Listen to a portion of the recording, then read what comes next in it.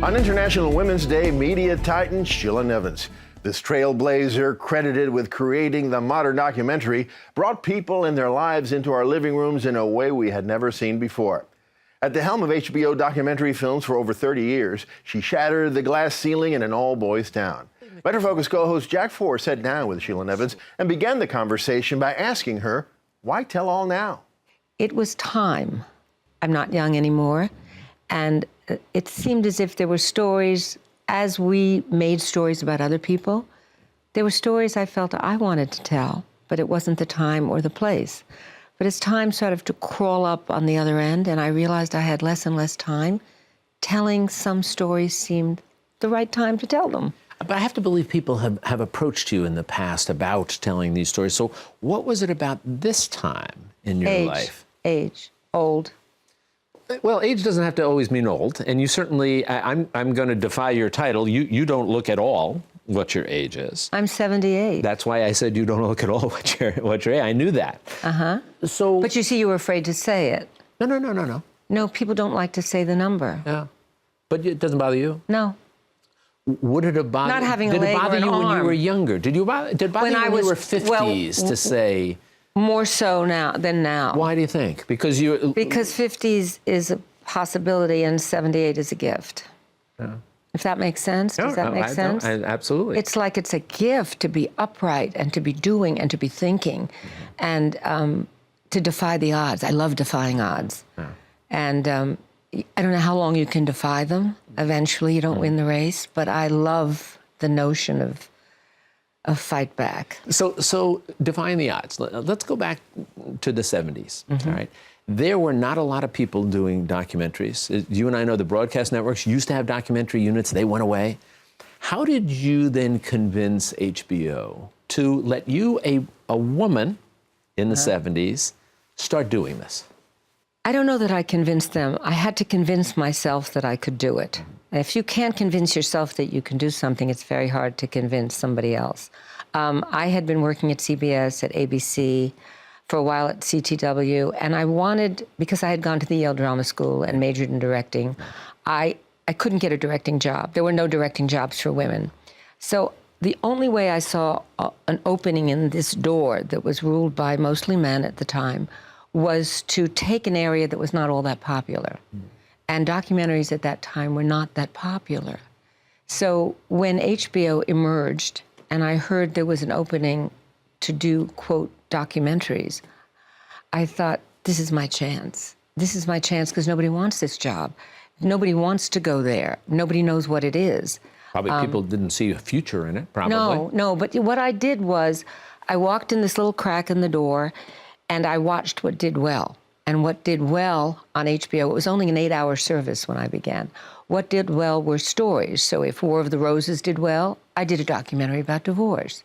If Jaws did well, I did a documentary about sharks. So what I tried to do was move a form that had mostly been politics or political or biographical into a dramatic form in a way that would make this form of real people popular. It wasn't successful right away. Not right away. No. But once you got, well, talk about that first. Why do you think it wasn't successful right away, and why did it become so immensely successful down the road? I think the form was a 1% form, and it gave birth. What do you mean by that? 1%. It was for the elite. Okay. It was for people who read the front page of the New York Times and knew what they were reading. I was more form interested. Before you started doing it. You're not I don't know about me per se, but it was time for a change. Yeah.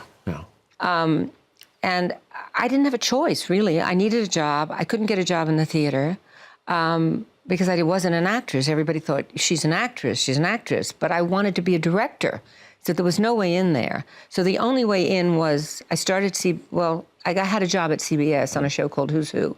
And Don Hewitt, who was really in many ways a mentor, a flirtatious mentor, but a mentor, said, why don't you go on camera? Why don't you be a news person? I said, I don't want to. I want to tell stories. And CBS was founded on the narrator, the whole idea of a narrator would tell a story.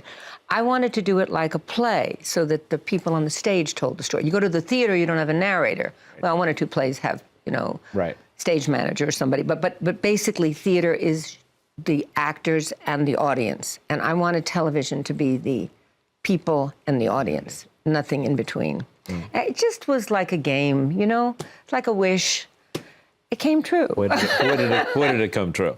When people pitch documentaries to you, you need a couple of lines that will make you think this is interesting, not boring, and people will watch.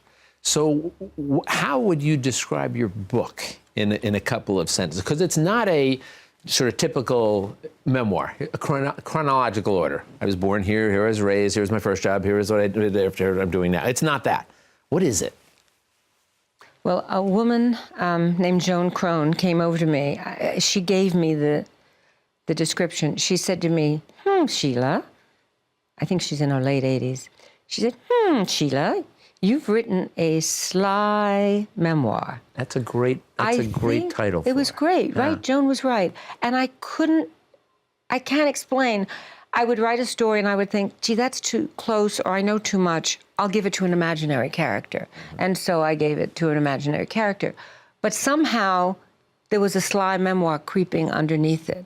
And the form would change depending on what I was writing about. So it would be a poem, or it would be a short story, or it'd be a quote-unquote fictional story. Last question for you. We could talk for hours. Unfortunately, we have some limitations here. How are you dealing with, with all this extraordinary success you had? Essentially, when you would do media about your documentaries, you certainly were the producer, but it was about the story. Now you're the story. Long overdue. I wish when I was younger I had the confidence to think I was worth a story. You are. Let me tell you something. You are worth more than a single story. No, but I didn't can tell think you that. So.